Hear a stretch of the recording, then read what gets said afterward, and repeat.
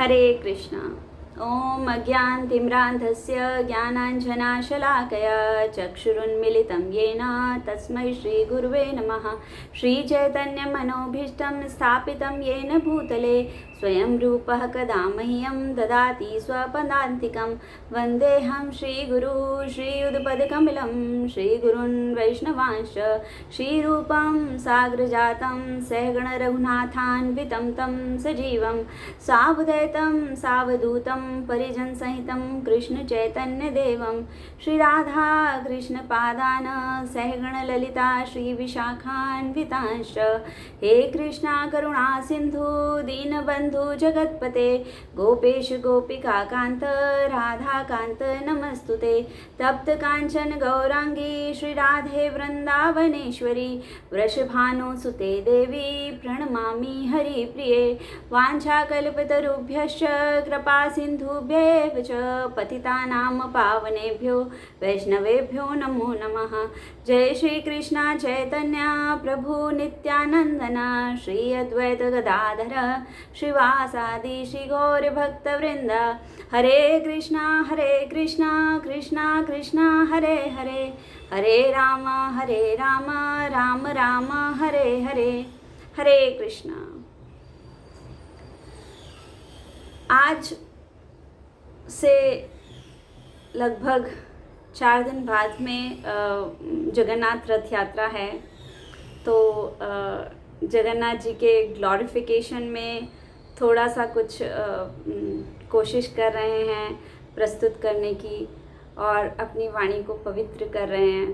तो कृपा करके आप सब लोग भी श्रवण कीजिए और अपने हृदय को पवित्र कीजिए, अपनी श्रवणेंद्रियों को पवित्र कीजिए और मुझे आशीर्वाद प्रदान कीजिए कि जगन्नाथ जी ये कथा सुने और हम सबको आशीर्वाद प्रदान करें।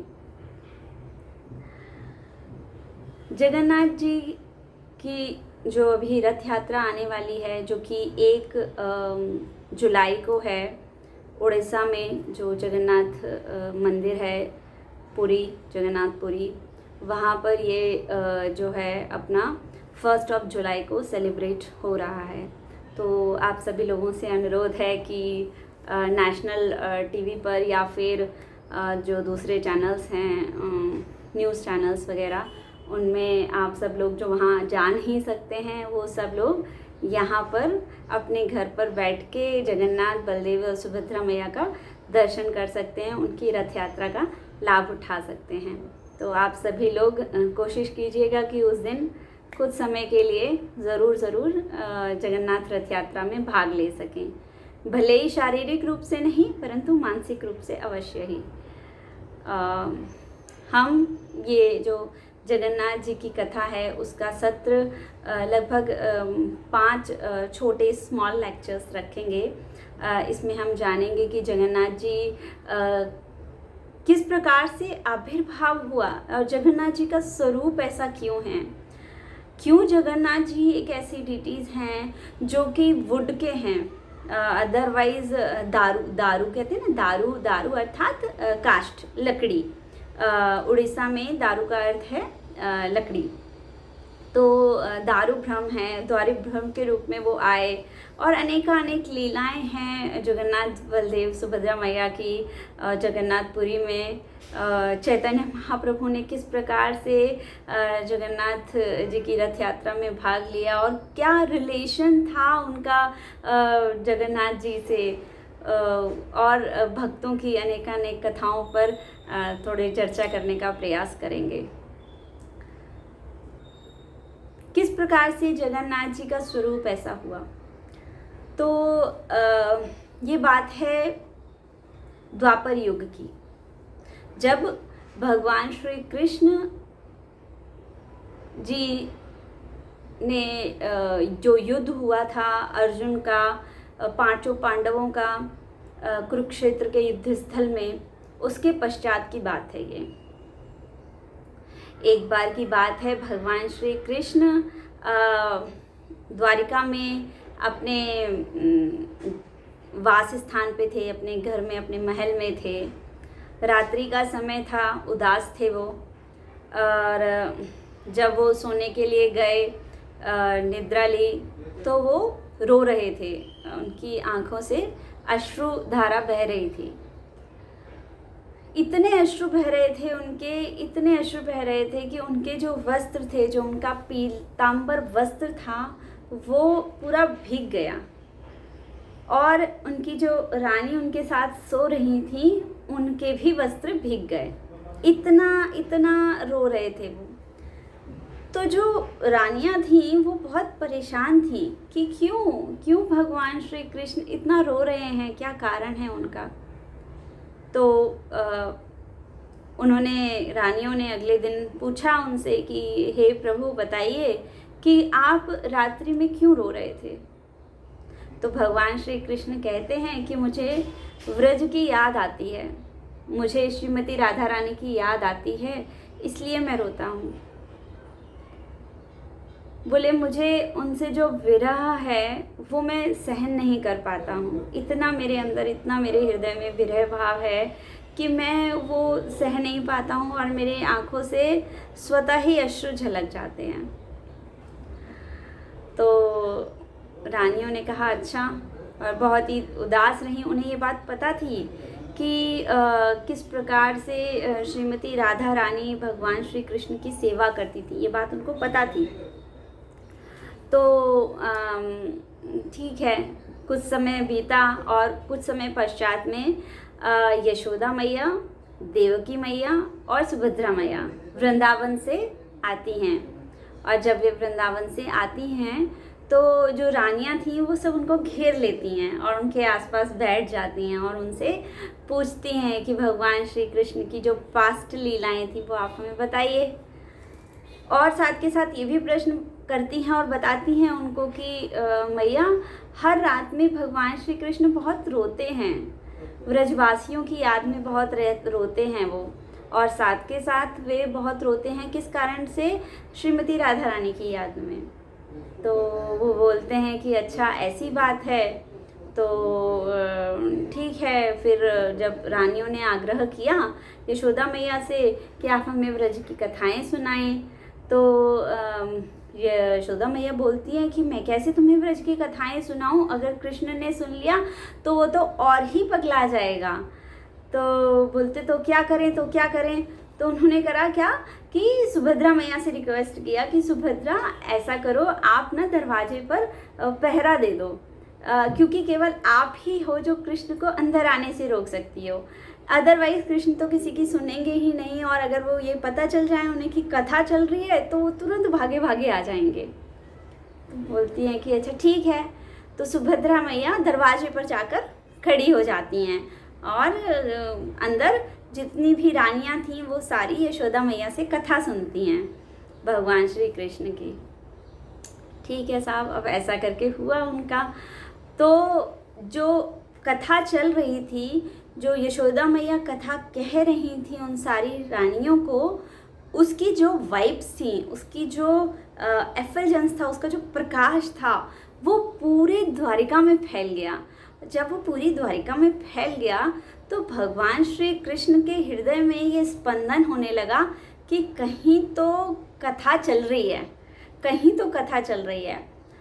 अब इस बात की लालायित हो गए वो इस बात के लिए कि कहाँ कथा चल रही है, मुझे जाना है। तो ठीक है, उधर बलराम जी भी बैठे हुए थे सभा में। तो बलराम जी भी कहते हैं कि हाँ कहीं तो कथा चल रही है, और दोनों ने तभी का तभी राजपाट पूरा बंद कर दिया और दोनों चले गए और ढूंढने लग गए कि कथा कहाँ हो रही है। जब वो अपने ही महल पहुँचते हैं तो वो देखते हैं कि ये सुभद्रा बाहर क्यों खड़ी हुई है। तो बड़ा कंफ्यूज थे कि बोले ये सुभद्रा मैया बाहर क्यों खड़ी हुई हैं, सुभद्रा बहन जो है उनकी, वो बाहर क्यों खड़ी हुई हैं। तो कृष्ण बलराम को वो बहुत रोकने का प्रयास करती हैं, बोले नहीं नहीं कुछ नहीं कुछ नहीं, आपको अंदर नहीं जाना है और चलो यहीं पे आप रहो या फिर आप उधर चले जाओ। बहुत बहानाबाजी मारने लग गई कि आप बाहर चले जाओ, आप यहाँ चले जाओ, ऐसे करके बहानाबाजी मारने लग गए। अब अंदर तो कथा श्रवण चल रहा था, कथा गान चल रहा था। अब उसकी जो वाइब्स थी, उसकी जो हलचल थी, वो उनके हृदय को द्रवित कर रही थी भगवान श्री कृष्ण के। तो अब रहते रहते ऐसा समय आ गया कि तीनों पे ही नहीं रहा गया, ना सुभद्रा मैया पे रहा गया, ना बलराम जी पे रहा गया, ना कृष्ण जी पे रहा गया। तो उन्होंने क्या युक्ति निकाली कि जो दरवाजे की ओट होती है ना, उस ओट से तीनों लोग झांक कर देखने लग गए। अब तीनों लोग उस ओट से झांक कर देखने लग गए तो क्या हुआ कि जैसे जैसे वो कथा श्रवण करते जाएं, वो मेलोडी जो थी वो इतनी ज़्यादा अच्छी थी। भगवान का जो जन्म हुआ, फिर वो किस प्रकार से वृंदावन आए, फिर किस प्रकार से पूतना का को मारा उन्होंने, किस प्रकार से वो अपने मित्रों के साथ खेलते थे, किस प्रकार से अपनी गायों के संग वो विचरण करते थे, मोर की तरह नाचते थे, कोयल की तरह कूदते थे, अनेक लीलाओं का उन्होंने विवरण दिया, उन्होंने पूरा बताया उनको। अब जैसे जैसे कथा का भाव बढ़े वैसे वैसे करके सुभद्रा मैया, कृष्ण जी और बलदेव भैया, वो तीनों का ही भाव बढ़ता जाए। और क्या हुआ, वो धीरे धीरे करके मेल्ट होने लग गए। भगवान कृष्ण की आंखें मेल्ट होने लगी, उनका पूरा बॉडी मेल्ट होने लगी, उनके हाथ मेल्ट हुए, पैर मेल्ट हुए। बिल्कुल इसी तरीके से सुभद्रा मैया भी मेल्ट हो गई और बलदेव भैया भी मेल्ट हो गए। और उनका पूरा का पूरा शरीर जो है ना, वो एक अंडाकार सा शेप ले लिया उसने मेल्टिंग फॉर्म में।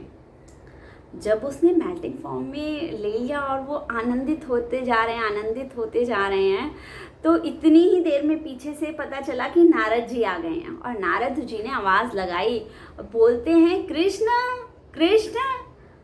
अब ये क्या, अब उनका जो रूप था अभी अपने रूप में आने में कुछ तो सेकंड लगेगा। उन्हें जब आवाज़ लगी तो वो जो दर्शन था वो नारद जी को मिल गया। नारद जी ने जो उस स्वरूप का दर्शन था वो प्राप्त कर लिया। और चूंकि भगवान रो भी रहे थे साथ के साथ, तो जो उनका जो सुंदर मोहिनी मूरत थी उनकी, और जो उनका स्वरूप था वो बहुत बहुत सुंदर था। नारद जी ने जब ये देखा तो उनको हृदय में बहुत बहुत प्रसन्नता हुई। और नारद जी ने पूछा कि ये क्या लीला चल रही है आपकी।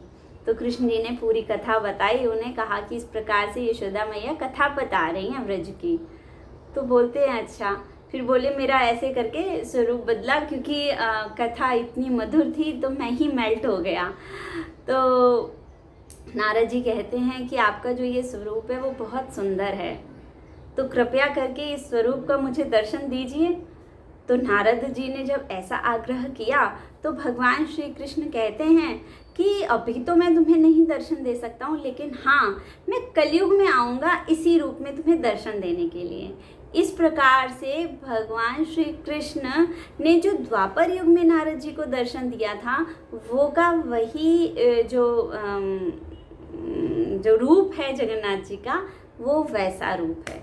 अर्थात जगन्नाथ बलदेव सुभद्रा मैया को जो हम आज की डेट में देखते हैं कि जो उड़ीसा जगन्नाथपुरी में जब जाते हैं दर्शन करते हैं तो कैसे दिखते हैं, वो इस प्रकार से दिख रहे थे द्वापर युग में वो।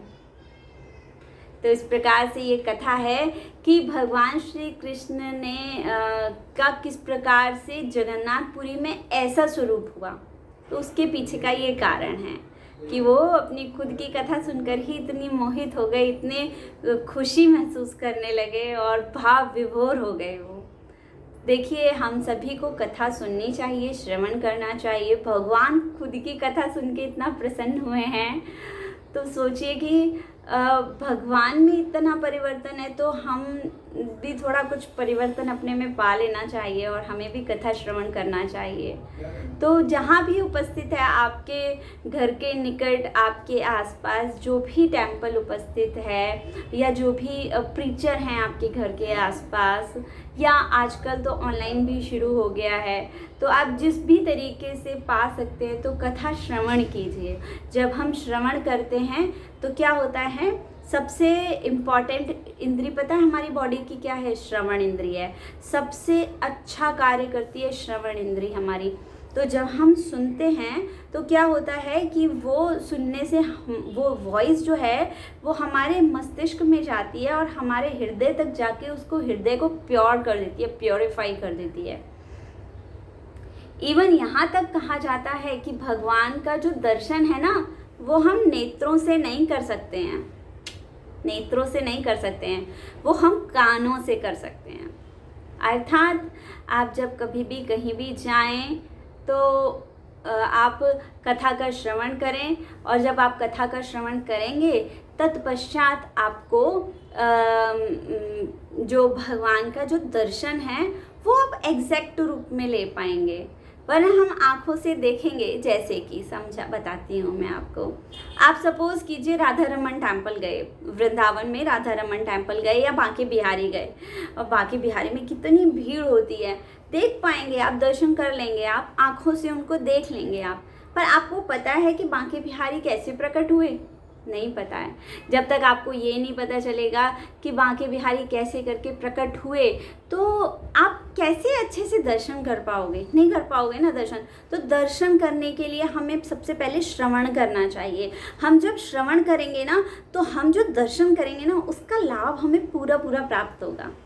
और ऐसे करके ये स्टोरीज, ऐसे करके हमें ये कथाएं याद होनी चाहिए, किस प्रकार से बांके बिहारी प्रकट हुए, किस प्रकार से राधा रमण आए, गोविंद देव आए, यमुना मैया आई, गोवर्धन पर्वत आए। ये सब कथाएं हमें याद होनी चाहिए, हमें पता होना चाहिए। हम दर्शन करने तो जाते, परिक्रमा करने जाते हैं, लेकिन हमें पता नहीं होता है। तो देखिए श्रवण का कितना महत्व है। भगवान श्री कृष्ण खुद ही स्वयं ही श्रवण कर रहे हैं और खुद ही वो मेल्ट हो गए हैं। आगे हम चर्चा करेंगे किस प्रकार से जगन्नाथ जी कलयुग में अवतार लिया उन्होंने, किस प्रकार से वो कलयुग में इस धरा पर आए। तो तब तक के लिए आप लोगों का बहुत बहुत धन्यवाद है। आप लोग कृपा करके सभी लोग अच्छे से श्रवण कीजिएगा, साधना कीजिएगा, जाप कीजिएगा, हरि नाम का जाप कीजिएगा और जगन्नाथ जी की प्रार्थनाएं कीजिएगा। इस प्रकार से हम आज का सत्र यहीं समाप्त करते हैं।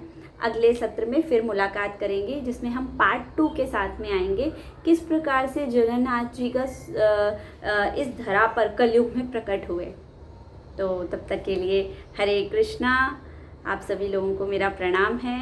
जय जगन्नाथ, जगन्नाथ बलदेव सुभद्रा माई की जय। हरे कृष्णा।